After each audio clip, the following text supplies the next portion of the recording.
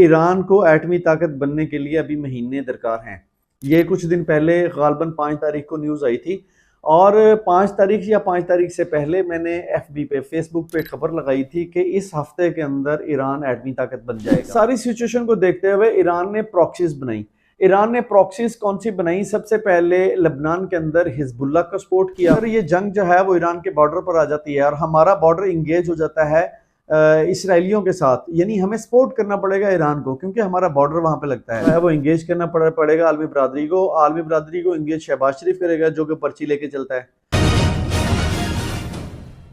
अस्सलाम वालेकुम। पाकिस्तान के बेहतर मुस्तकबिल की ख्वाहिश लिए अतीक इस्लाम आपकी खिदमत में हाजिर है। आज ग्लोबल न्यूज़ के साथ आपकी खिदमत में हाजिर हूँ। आज सबसे पहले मैं आपको न्यूयॉर्क टाइम्स की एक खबर जो है वो पढ़ के सुनाऊंगा कि ईरान को एटमी ताकत बनने के लिए अभी महीने दरकार हैं। ये कुछ दिन पहले गालबन 5 तारीख को न्यूज़ आई थी और 5 तारीख या 5 तारीख से पहले मैंने एफबी पे फेसबुक पे खबर लगाई थी कि इस हफ्ते के अंदर ईरान एटमी ताकत बन जाएगा। एक तरफ न्यूयॉर्क टाइम्स जो कि इंटरनेशनल अखबार है और दूसरी तरफ जो है वो एक मैं अदना सा बंदा एक पाकिस्तान के एक छोटे से शहर में बैठ के न्यूज़ दे रहा हूँ। और क्या न्यूज़ दे रहा हूँ कि इस हफ्ते ईरान एटमी ताकत बन जाएगा और ईरान एटमी ताकत बन गया। ईरान एटमी ताकत कैसे बना कि 5 तारीख को न्यूज़ आती है जनाब कि जल्जला आया ईरान के अंदर, लेकिन वो ये बताया जा रहा है कि वो जल्जला नहीं था, ईरान एटमी ताकत बना था। और अब अल जजीरा न्यूज़ पे और इसके अलावा मुख्तलिफ मिडल ईस्ट के अखबारात में ये चीज़ शाये हो रही है कि ईरान शायद एटमी ताकत बन चुका है। अच्छा, इससे हटके हम ईरान के साथ इसराइल का फड्डा क्या है उसको समझने की कोशिश करते हैं। सबसे पहली बात तो यह है कि फ़लस्तीन के अंदर जाकर जो इसराइल है वो अटैक करता था और उस इलाके को कब्जा करने की कोशिश करता था। 1947 के अंदर जब इसराइल आया और यूनाइटेड नेशन ने बाद में 1974 में इसको तस्लीम कर लिया, हालांकि ये कोई मुल्क नहीं था, ये कब्जा ग्रुप था और फ़लस्तीन की ज़मीन को हथियाया था। बाद में इन्होंने अटैक्स वगैरह किए और लोगों को डराया धमकाया फौजी ताकत के ज़रिए। फिर वहाँ से गैर कानूनी तौर पर ज़मीनें हथियाई, कुछ से ख़रीद ली, कुछ को पैसे दिए, कुछ को नहीं दिए। और जो वहाँ पर लोग थे, लोगों को एक छोटे से किनारे रिवर के किनारे के पास धकेल दिया जो कि 300 किलोमीटर का एरिया था और वहाँ पर रहने पर मजबूर कर दिया फ़लस्तीनियों को। और फ़लस्तीनी अपनी ज़मीन से महरूम होते गए। ये तकरीबन 50 साल, 60 साल, 70 साल लगे इस चीज़ को। 70 साल के अंदर अंदर ये सारा प्रोसीजर हुआ। जिस वक्त पाकिस्तान बन रहा था तो उस वक्त इसराइल जो है वो अटैक करके यहाँ पर ज़मीनें हथियाना शुरू कर दी थी। अच्छा, ईरान ने सोचा कि फ़लस्तीनियों को अगर इस तरह से, वहाँ पर शियों की तादाद भी बहुत ज़्यादा है, तो शिये भी अपने हक से महरूम हो गए, अपनी ज़मीनों से महरूम हो गए और ज़ाहिर बात है मुसलमान भी हो गए। तो इस सारी सिचुएशन को देखते हुए ईरान ने प्रॉक्सीज बनाई। ईरान ने प्रॉक्सीज कौन सी बनाई? सबसे पहले लेबनान के अंदर हिजबुल्लाह का सपोर्ट किया और दूसरी तरफ फ़लस्तीन के अंदर हमास नाम की जमात थी जिसको ईरान ने सपोर्ट करना शुरू किया। अच्छा, इसको अपना प्रॉक्सी बनाया, इनके लोगों को ट्रेनिंग दी, फौजी ट्रेनिंग भी दी और ईरान के अंदर भी इनकी ट्रेनिंग वगैरह हुई और इसराइल के खिलाफ इन्होंने वहाँ पर जाकर लड़ना शुरू किया। और तकरीबन 20 से 30 साल से ये जमातें वहाँ पर लड़ रही थी। पहले तो ये सियासी जमात थी हमास, उसके बाद इसने वहाँ पर लड़ाई करना शुरू कर दी और इसकी एक पूरी तारीख है, वो फिर किसी वीडियो में आपको बताएंगे। एक तीसरा जो था वो थे हौतियों ने इसके खिलाफ लड़ना शुरू किया इसराइलियों के खिलाफ। देखें लड़ने की वजह क्या थी कि पूरा मिडिल ईस्ट के ऊपर ये कब्जा करना चाहते हैं और कहते हैं कि जनाब 2000 साल पुरानी हमारी तारीख है और हम इस इलाकों में आबाद थे तो हमारी ज़मीनें वापस करें।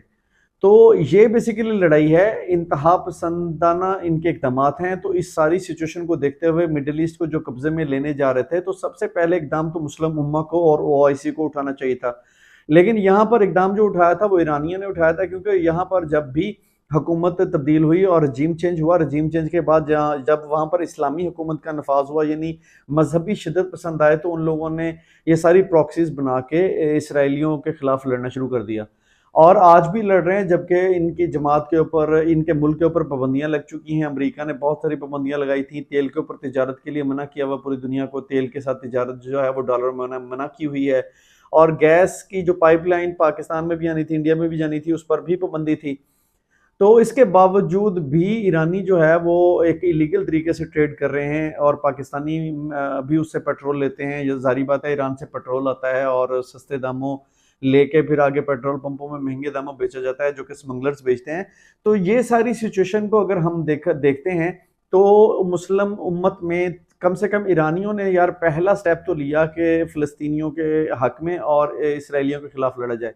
तो ये इनिशिएटिव जो है पहला जो है वो ईरानियों के हक में जाता है। तो आप तो वो बन चुके हैं एक ताकत और एटमी ताकत बन चुके हैं। और मैंने कहा था कि धमाका इस महीने इस हफ्ते में करेंगे और इसी हफ्ते में हुआ। अल्हम्दुलिल्लाह हमारी न्यूज़ जो है इस हवाले से बिल्कुल ठीक साबित हुई है। मैं कोशिश करूंगा कि फेसबुक का जो एक स्क्रीनशॉट है वो आपकी खिदमत में ज़रूर पेश करूं, पीछे चलाऊं।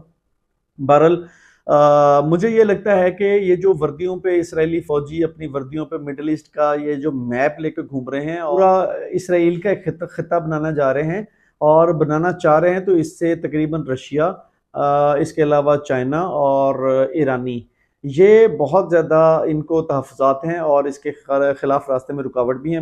मेरा ख्याल है कि ईरानियों को अब सपोर्ट करेंगे रशियंस और चाइनीज़, ताकि एक मुज़ाहमत जो है वो एक शदीद किस्म की मुज़ाहमत जो है वो इसराइलियों को देखनी पड़े और उसको इंगेज किया जा सके उसी इलाकों में जहाँ पर वो मौजूद हैं। अगर ये जंग ईरान के बॉर्डर तक आ जाती है तो इससे पाकिस्तान भी गैर महफूज होगा। ऑब्वियसली मैं शुरू से एक बात कहता आ रहा हूँ कि देखें, जो रजीम चेंज थे, जो अमरीकी कश्ती में सवार होकर आए थे और जिन्होंने यहाँ पर आकर अमरीकी और इसराइली मफादात का तहफ़्फ़ुज़ किया है, उनके किरदार से अभी तक तो यही लग रहा है। तो ये कैसे लड़ेंगे? बहुत जल्द इस्टेब्लिशमेंट को, पाकिस्तान की को पता चल जाएगा और ये बावर भी होने लग जाएगा कि पाकिस्तान में सिर्फ एक शख्स है जो कि मुस्लिम उम्मा को इकट्ठा कर सकता है और उसका नाम इमरान खान है। और इमरान खान को रिहा करना पड़ेगा। इमरान खान की रिहाई की देखें, अगर ये जंग जो है वो ईरान के बॉर्डर पर आ जाती है और हमारा बॉर्डर इंगेज हो जाता है इसराइलियों के साथ, यानी हमें सपोर्ट करना पड़ेगा ईरान को, क्योंकि हमारा बॉर्डर वहाँ पे लगता है। फिर इसराइलियों की जो अगर कोई एलिमेंट्स हैं भी जो कि हुकूमत में रह के और एस्टेब्लिशमेंट में रह के उनकी मदद कर रहे हैं, तो ऑब्वियसली उनको पस से पुस जाना पड़ेगा। आखिरकार पाकिस्तान का मुहिब वतन तबका आगे आएगा और पाकिस्तान के सरहदों की हिफाजत जरूर करेगा।